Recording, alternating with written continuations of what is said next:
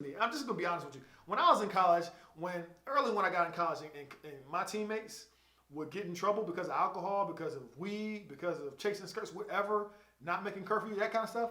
I used to be sitting on the bench like, oh yeah, this is my time. Listen, coach is gonna come in here and he's gonna tell them he's out of here. He's out of the game. Listen, I'm gonna take his jersey. Matter of fact, I'm gonna take his room too, because I know he's about to get up out of here. Yep, I'm ready. I'm ready. I was built for this. I cannot wait until this joker get kicked off the team.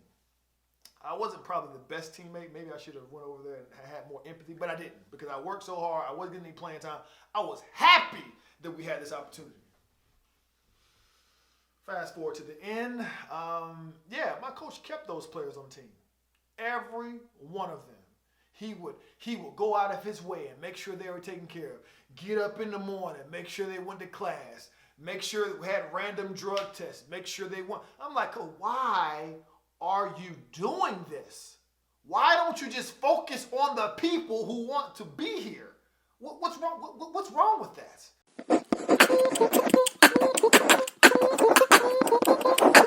Hoop loud.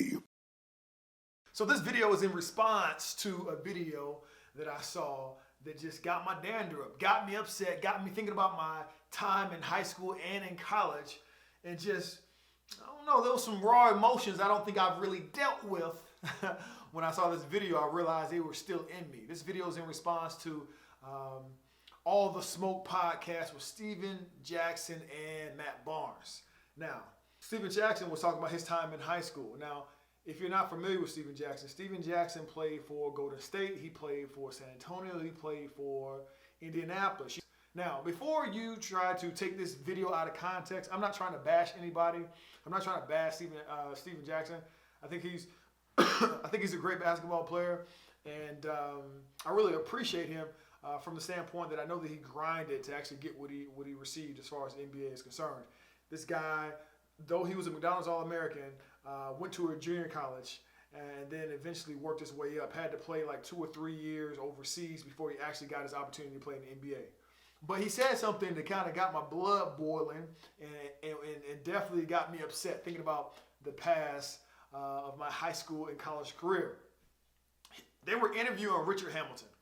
And Richard Hamilton tells a story about him and Steven Jackson playing in the McDonald's All-American game. Coming in the room and Stack hit it off right with all of them from the door, right? You know, and they love Stack at the time, right? So they all in the room. I come in the room and it's funky in there. And when I say funky, I ain't talking about, sneakers or, a whole bunch of dudes. It's loud in there. Yeah. It's loud in there, right?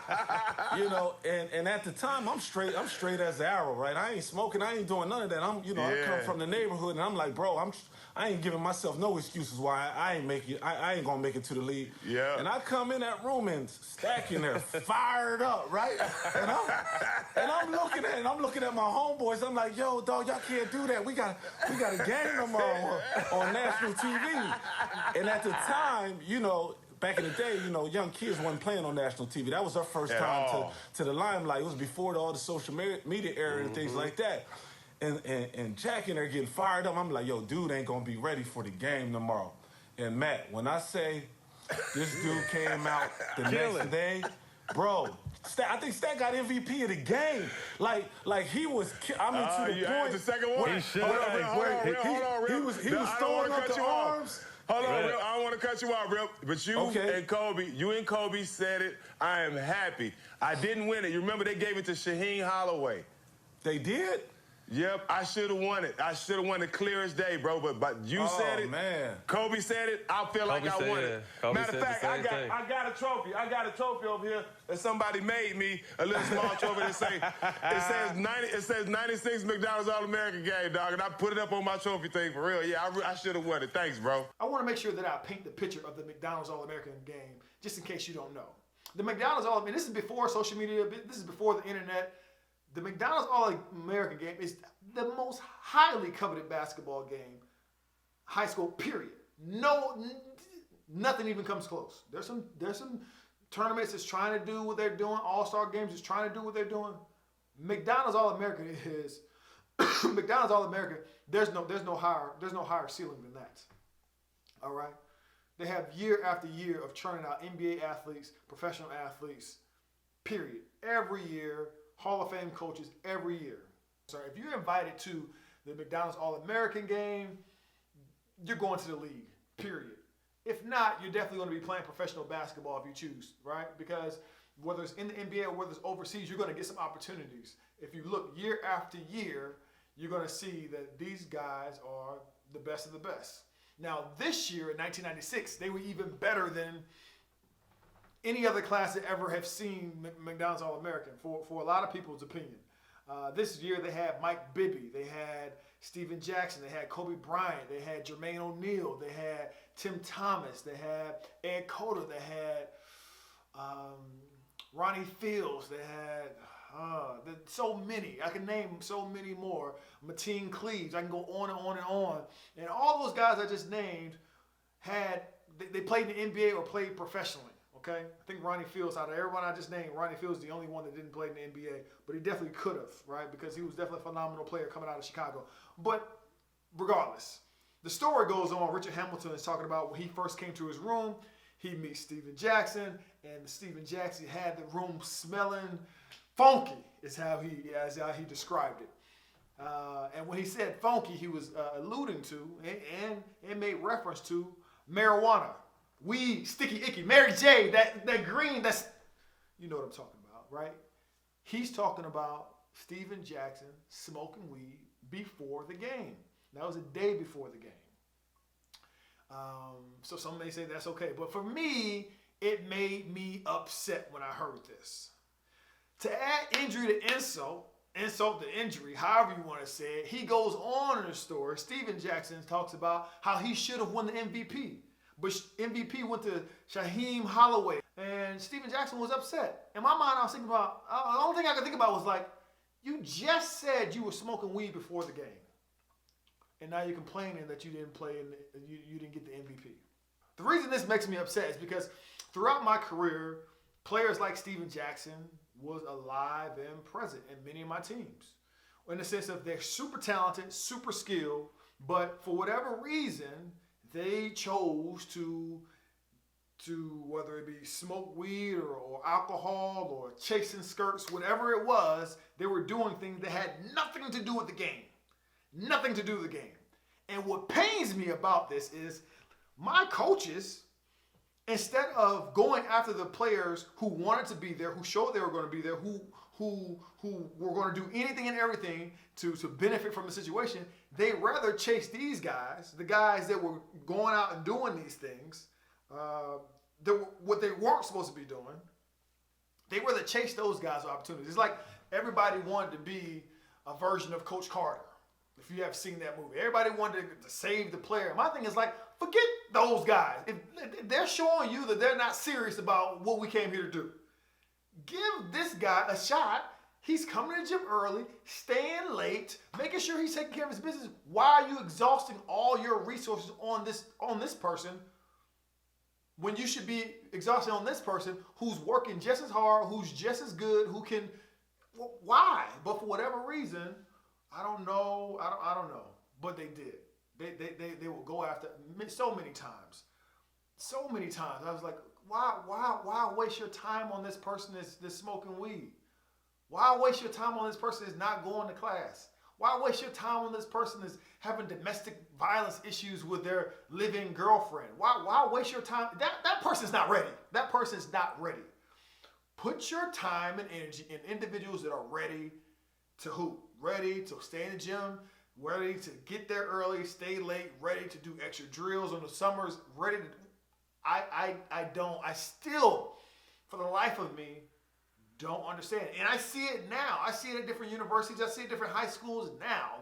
The coaches will rather put their energy into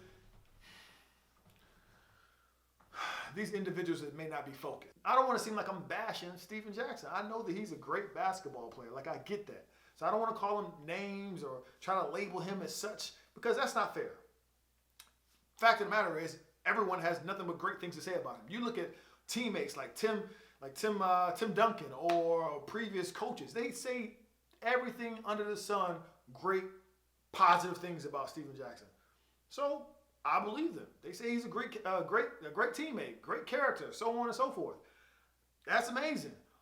But from a standpoint of that player that was looking for his opportunity, listen to me. I'm just gonna be honest with you. When I was in college, when I got in college, and my teammates would get in trouble because of alcohol, because of weed, because of chasing skirts, whatever, not making curfew, that kind of stuff, I used to be sitting on the bench like, oh yeah, this is my time. Listen, coach gonna come in here and he's gonna tell them he's out of here. He's out of the game. Listen, I'm gonna take his jersey. Matter of fact, I'm gonna take his room too, because I know he's about to get up out of here. Yep, I'm ready. I'm ready. I was built for this. I cannot wait until this joke get kicked off the team. I wasn't probably the best teammate. Maybe I should have went over there and had more empathy, but I didn't, because I worked so hard. I wasn't getting any playing time. I was happy that we had this opportunity. Fast forward to the end. My coach kept those players on the team. Every one of them. He would go out of his way and make sure they were taken care of. Get up in the morning, make sure they went to class, make sure we had random drug tests, make sure they went. I'm like, oh, why are you doing this? Why don't you just focus on the people who want to be here? What's wrong with that? But for whatever reason, he exhausted all of his resources on these individuals. Maybe I'm a little bitter. This has little to do with Steven Jackson and more to do with coaching and how all this stuff is set up. Whether we want to believe it or not, let me take a page out of Dre Baldwin's book when I say this. Sports, being a student athlete, is a results-based business. No one cares about my little feelings about I should be playing, I put in so much work. No one cares about I should be no one cares about that. For the fact of the matter is, Steven Jackson and other players like him were super talented and super skilled, so much so that they can smoke weed before the doggone game and still be complaining about they should have got MVP. For whatever reason, that's not my reality. Those players were better than me. I played with and against players that could get high before the game and give you 40 by halftime. This video is not to be a drug campaign video, to tell you why you should do drugs. This video is not to bash Steven Jackson at all. This video is to get you to understand that these things are happening and they're going to continue to happen. This video is to tell you that you've been lied to, much like all of us. When they told you, oh, if you stay out of trouble, don't drink, don't smoke, don't be going to all these parties, just be in the gym, eat, drink, sleep, gym, you'll go to the league. That stuff sounds good. It sells tickets. It sells magazines. Everyone goes home happy. That's not reality, okay? There are going to be guys. There are going to be gals. That's just not guys. Guys and gals that don't go that path, and they still make it. So what do? Should you cry about it? Say, why me? Woe is me. Is that what you should be doing? No. You know what you should do? You should worry less about everybody else's process. Whether they want to smoke weed or do whatever they want to do, that's their business. Don't align your don't make the mistake that I made in feeling entitled because you don't do these certain actions that you feel entitled that you should play. Because when you do that, you start building up resentment. When you do that, you start getting callous. When you do that, you start losing your love for the game of basketball because you feel like the game owes you something because you didn't do all these things that everyone was telling you was negative. Now, I know me just mentioning marijuana, it's political in a sense, and people will get just like, well, you got to know all the benefits of smoking weed. When you smoke weed, you can see better, you can throw better, you can jump high. They say that now in 2020, which remains to be seen, but in 1996, smoking marijuana was illegal. But instead of getting upset about what you feel like you deserve because you put in this time and you didn't do these necessarily bad things that everyone told you not to do. You weren't staying out late. You were taking care of your body. You weren't going out getting high. You weren't going out getting drunk. You weren't going out. Instead of doing all those, instead of getting upset about that, just realize that only thing you can control is what you can control with yourself. Okay? Don't be worried about anybody else's process, because at the end of the day, you want to be able to say, I put everything into this, and whether I make it or whether I don't, I can live with that. What I can't live with is doing some things that I know doesn't move the meter, doesn't move me to getting close to my goal, and then me always thinking like, well, what if I didn't do that? Then could I have made it? I'd rather do it the best way I can and be as efficient as possible than to wonder if I wasn't doing some of this foolishness, could I have a chance? I know that's tough because you see individuals that are doing the exact opposite and are still making it. So what I would tell you is, again, don't worry about anybody else's process, because you have to ask yourself, is that worth the risk? See, for me, it wasn't worth it. I'm a first person to go to college, to be a student athlete, fail the 6th grade and the 8th grade, special education. For me to even have an opportunity to play was a blessing by itself. I'm not going to screw up anything by something called marijuana or alcohol or anything. Put anything in it. I'm not going to let anything get in the way of that. And I didn't. For other people, it's worth the risk for some of them. For some people, to be honest, for some people, they don't even think about it, because that's how, whatever community they came from, that was the social norm. I'm not here to judge or point fingers or to blame or label anyone. But I have to say that it was very frustrating to me just to hear his story from that standpoint. Keep in mind, I'm a fan from him of basketball, of going JUCO. I was a JUCO kid, and taking a long way around as far as getting to the NBA. I'm a fan of all that. But this whole idea of I was smoking weed before a national televised game, the most highly coveted high school basketball that anyone can play in, I'm nonchalant, smoking weed, and then I have the audacity to complain about I should have been MVP. But instead of saying, woe is me, instead of being upset about it, I just challenge you to not worry about anybody else's process. I challenge you to be like those horses on race day and put your blinders on and worry about your process. Only be competing from what you did previously. That's the only thing. Are you doing your very best? And if you're doing your very best, then there's nothing to complain about, and there's nothing really to be upset about.